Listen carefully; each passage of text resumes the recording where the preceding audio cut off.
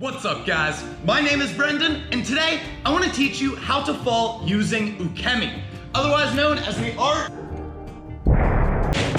of break falls. Let's get started.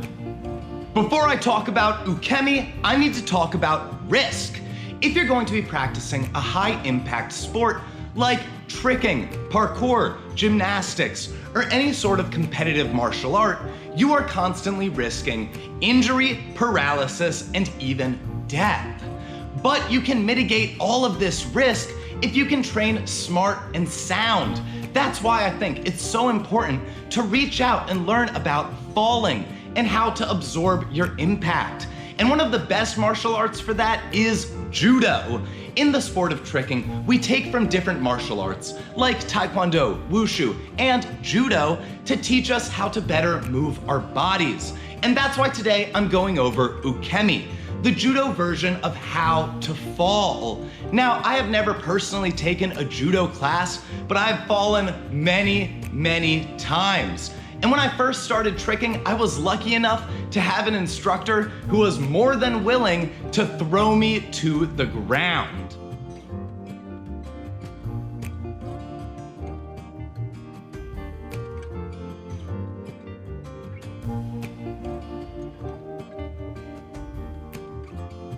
What I learned in that process was so valuable. Knowing how to fall properly is one of the best ways to keep your body safe as you progress through tricking. And if you can keep your body safe, it's way easier to keep moving forward. Because if your body is broken, it's hard to progress in tricking. So with all that in mind, today I'm gonna go over the 3 most basic judo break falls and show you how you can use the principles of Ukemi and apply them to tricking. First, I want to teach you guys the backwards break fall. And the important principle here is to slow down your impact. If you can make it a slow fall rather than a fast fall, you are far less likely to get injured. To show you guys what I mean, if I were to stand here and fall backwards, I could either kind of tree fall onto my back, but that kind of knocks the wind out of you and doesn't feel good. So instead, I'm going to curve my back and shoot my butt out, so that way I roll nice and smooth.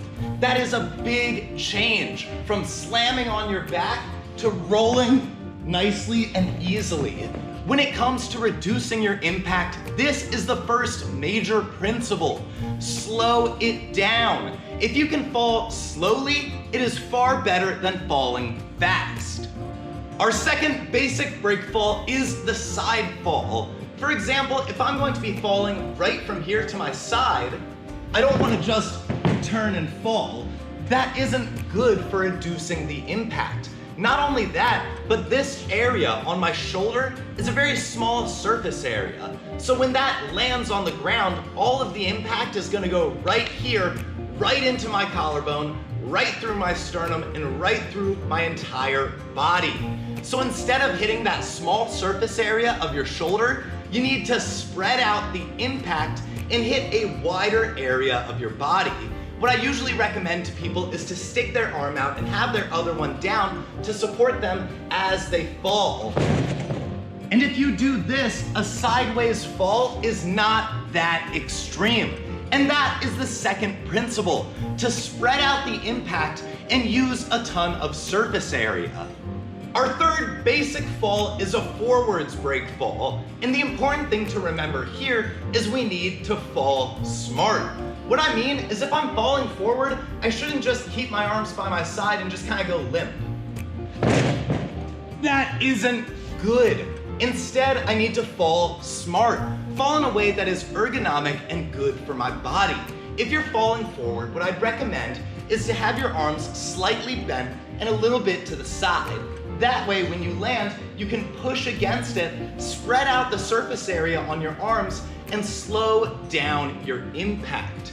If you apply all 3 of these basic principles to all of your break falls, they will be far softer because you need to spread it out, slow it down, and fall smart. If I fall forward and the back of my hands are in front and my arms are locked, my elbow is going that way and my wrist is going that way. And that's not good.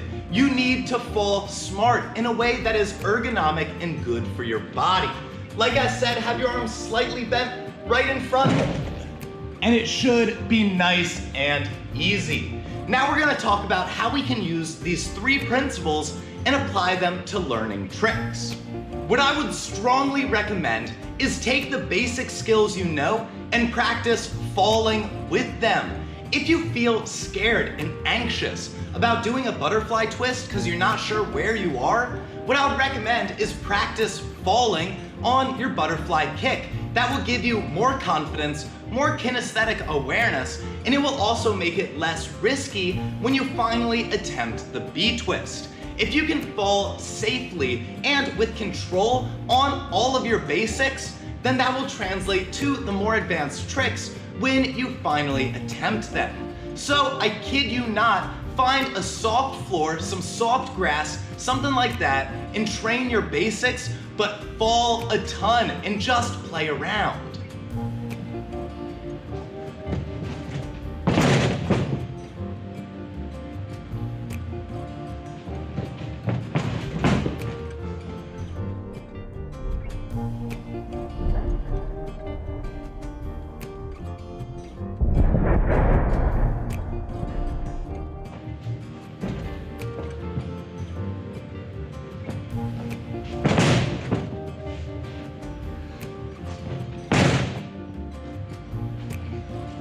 Finally, there are 2 more things I think you need to do if you want to train your ukemi so that way you can fall safely. And the first one is to just throw your body. I kid you not, dive rolls, stunt falls, and big drops are all a great way to train your ukemi so that way you can fall better as you trick. Now this isn't too extreme and you don't have to go super hard. Just start out with low dive rolls, low falls, and then slowly build them back up until you're able to do the big falls you see in all the movies.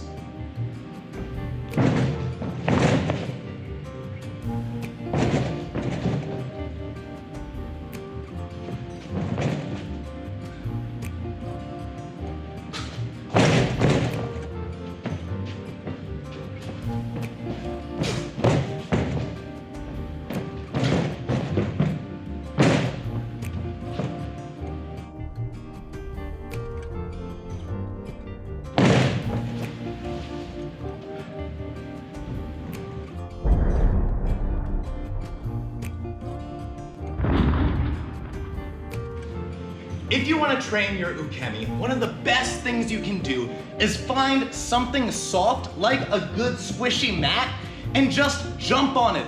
Throw your body onto it. Play around and just develop the awareness in a fun, safe way. If you're just launching your body onto a mat, there isn't too much risk. Of course, you need to fall smart, you need to reduce your impact, and you need to spread it out, but you can kind of have fun with it and just play around if you have something nice, soft, and squishy.